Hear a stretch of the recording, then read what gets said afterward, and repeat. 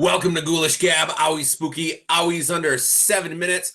August is guest month here at Ghoulish Gab. I am here with my good friend, John Hoban. He is an art teacher, an artist, a huge horror movie fan, and a big comic book fan as well, too. So today we're here to discuss some of our favorite horror comic books.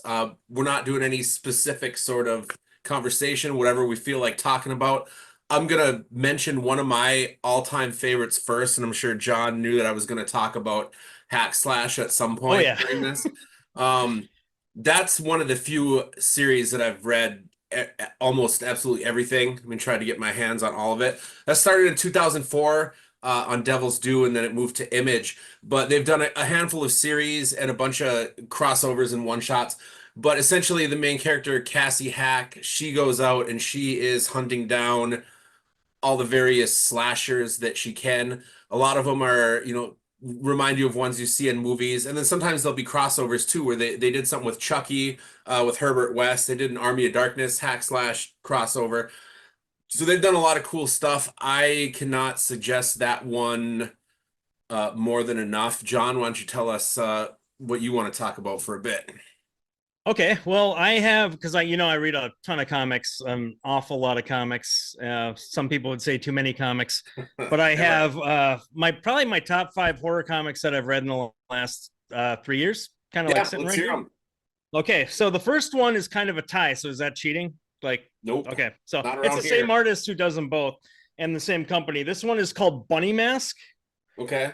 And this one is about a guy who's like a social worker, and he goes with the cop to some guy's house because his daughter's missing, and then the dad shoots the cop and takes the social worker captive and takes him underneath his house where he's digging a big cavern, and his daughter is actually down there digging too. So her and the social worker have to dig.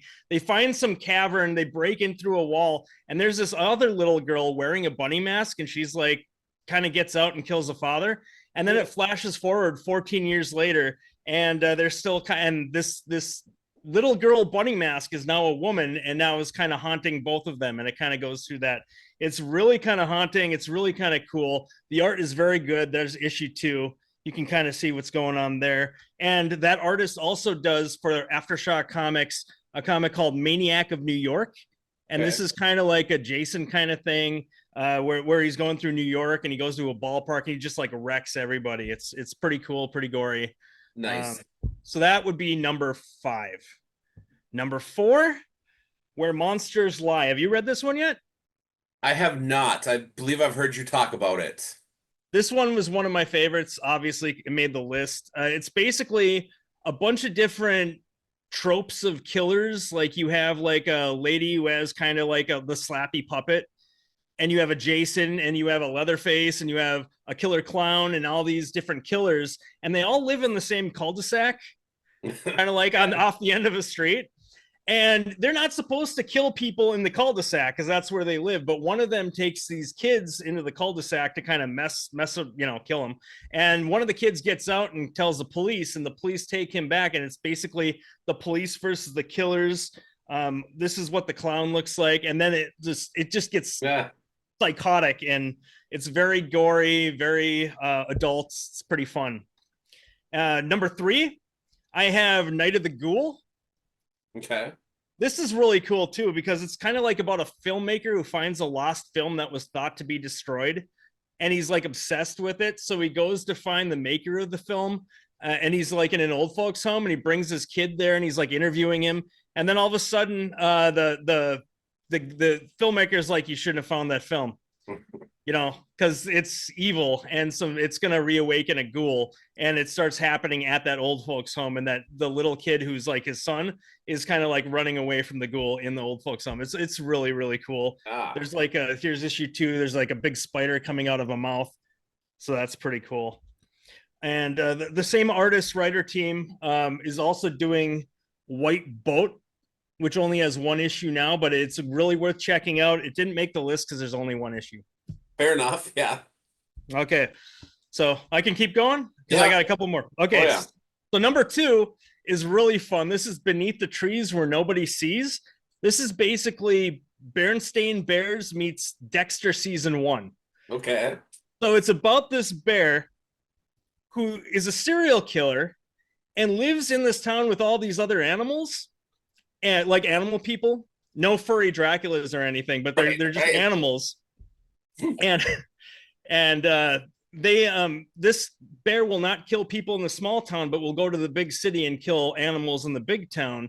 And all of a sudden, people start dying in the small town, and it's not the bear. And the bear kind of has to figure out who's kind of killing the people of the town and stringing them up and doing all these kind of weird stuff. So this one's really fun. I think there's only like 5 issues to this, but it's great.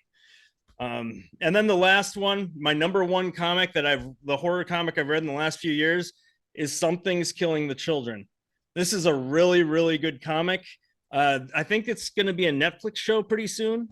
Ooh, okay. But it's basically, this is Erica Slaughter. And there's a bunch of, children can use to have their imagination. They could summon these monsters, and the monsters are invisible to adults, but they can like still kill adults and kill children and everything. Okay. And Erica Slaughter is part of a house that kind of goes around and tries to slaughter these monsters. And she can see them still because she went through a ritual, but it's gory. It's great. The story is fantastic. The characters are fantastic. This one is very, very, it's about up to issue 40 right now. Oh, nice. So it's still going. It's ongoing. And if I have an honorable mention, there's this comic called Bone Jangles. Ah, yes. Drawn by some dork named John Hoban. And it's all right. It's okay. And that's available now? It's available now. I only printed out 30 issues for the first print, and they're all signed. I'll have some at TeebCon, but it turned out a little darker than I was hoping. So, but it is the first print, so they'll all be available at TeebCon, printed and signed. So nice. I'm still proud of it. I think this is going to air or be online the last day of TeebCon. If there's any left after that, will anybody be able to get them anywhere else around here? Yeah, just shoot me a message on Facebook. I usually just sell my comics at conventions. Usually Collectors Connection has some. Maybe they'll carry this one because there's still a couple of copies of my Apocalypse City graphic novel that is for sale at each of the Collectors Connections, the one in Superior and the one in Duluth. Nice. Awesome. Well, John, thank you for joining us and giving us some of your favorite series over the last few years. Make sure you guys tell us in the comments some of your favorite horror comic series and what you thought about John's picks. And if you get a chance, pick up some of his comic books too.